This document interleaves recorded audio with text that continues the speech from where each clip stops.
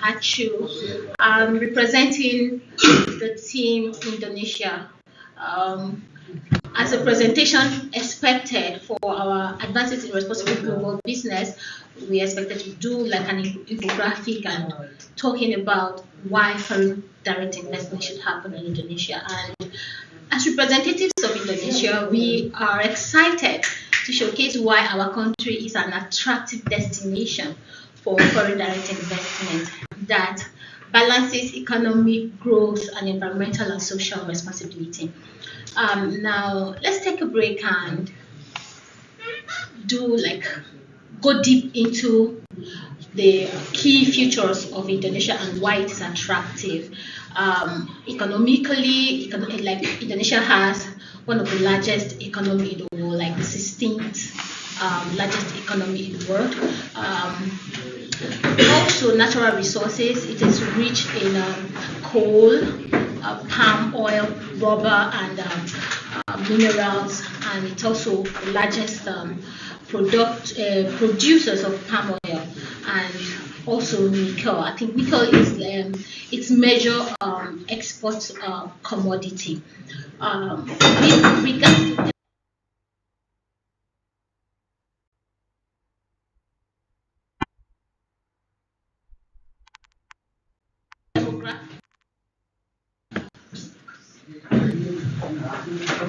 With regards to demographics, it has a teeming healthy young population of about, I think the median is 30, with workable hands and individuals to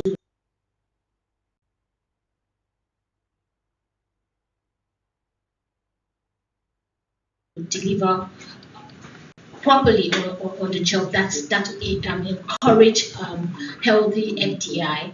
And also government policy wise, Indonesia has relaxed government policies and FDI restrictions are also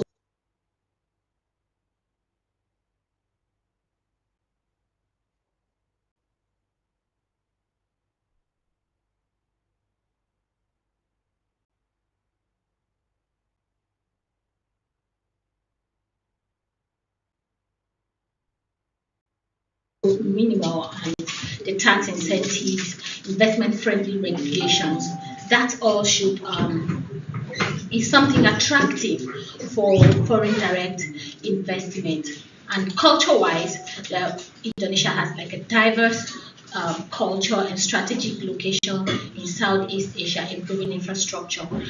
With regards to the natural resources, I have mentioned that Indonesia is endowed with lots of natural resources, and that draws FDI and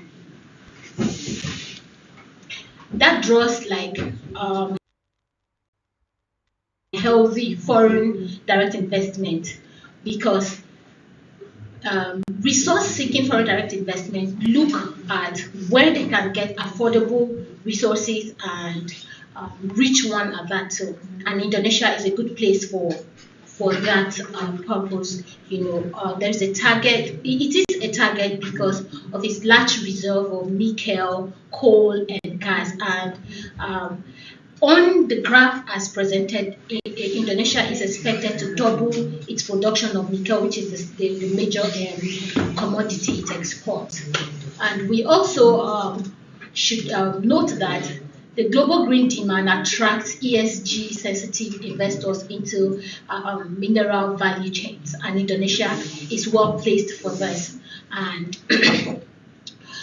rising demand for battery metals like nickel, cobalt, copper from electric vehicles and renewable sectors has pulled in international investors into Indonesia and will increase over the years. I will bring in my colleague to delve deeper into all of the key reasons why investors should think Indonesia and think healthy foreign direct investment. Stay tuned. Makes sense. Yeah, I'm discussing about the democracy and the culture of Indonesia. The population of Indonesia is the world's fourth populous country in the world with a estimation of 2025 with a population of 286 million population and initially growing annually. And Indonesia is equivalent to the 3.47% of the world's population, and Indonesia median age is 3.4 years, 30.4 years, and Indonesia is reflecting to the young population compared to the many advanced economics, indicating the population which provides both big market and goods.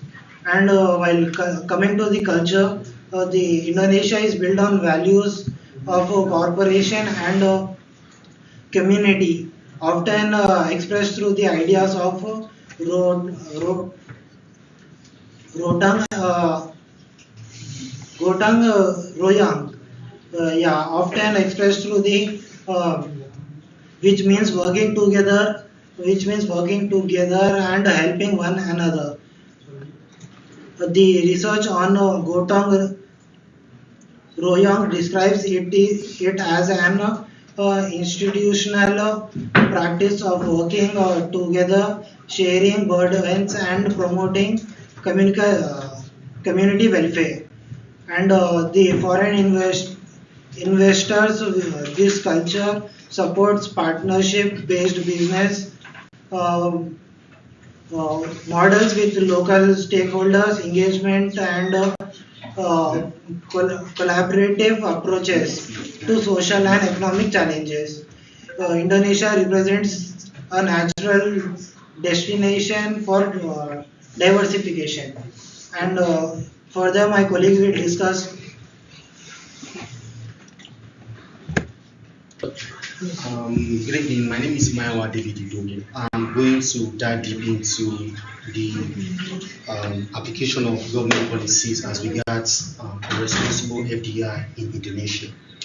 Before now, foreign investors have been discouraged to engage or invest in Indonesia due to its complex business ownership control, forced local partnership rules, and in altogether limiting or restricting regulatory policies. And in order to ensure a change in this kind of discouraging factor and leverage on it to create more job opportunities, ensure advancements of technology in the country, reducing the limits experienced due to business regulation licenses, and creating suitable ways to quickly acquire lands and facilities. The governments of Indonesia have been able to create a strategic plan by following to create a the governments of Indonesia have been able to create a strategic plan to leverage on 5 major tools that suits the international global standard as regards an healthy and safe environment economically. And the 5 major tools as regards the regulatory policy of Indonesia governments are creation of OSS, that's a single submission system for faster approval of business licenses. And the second major tool that was used is the alignment with OECD. OECD means Organization for Economic Cooperation and Development. The third tool is the report made on BKPM regulation. The first one is omnibus law, that's job creation law. The sole essence of all these 5 tools is to create more openness to facilities, sectors, business areas for foreign investors in order to limit or lower the barrier of entry, and in turn to okay. The sole essence of the whole five tool is to lower the limits or the requirement or barrier for investment entry, so as to so as to so as to create more job opportunities and to ensure a shift from negative investment lists to a positive investment list. In addition to that, the last zone, the tool that Indonesia government will be able to leverage on is the creation of SEZ, the special economic zones, like special regions with tax holidays, well-equipped facilities to encourage foreign investors by facilitating the creation of jobs and to make sure all the necessary responsible FDI guidelines are being followed. At this junction, I will have to call on my colleague to continue about other facilities, other reasonable factors to consider Indonesia. Hi, my name is Deetu. I'm talking about economic growth and GDP. This section focuses on Indonesia's economic growth and why it is important for foreign direct investment and CSR initiatives. Indonesia's GDP growth is projected to average around 5.1 percentage per year between 2024 and 26, with the International Monetary Fund also forecasting stable growth of about 5 to 5.1 percentage for 2024 and 2025. This constant performance highlights the resilience of the Indonesia's economy, even amid global economic uncertainty. Such steady growth provides strong confidence for foreign investors. A sustained 5% expansion signals allow risk of recession, making Indonesia an attractive destination for long-term investment, such as factories, mining operations, and service industries.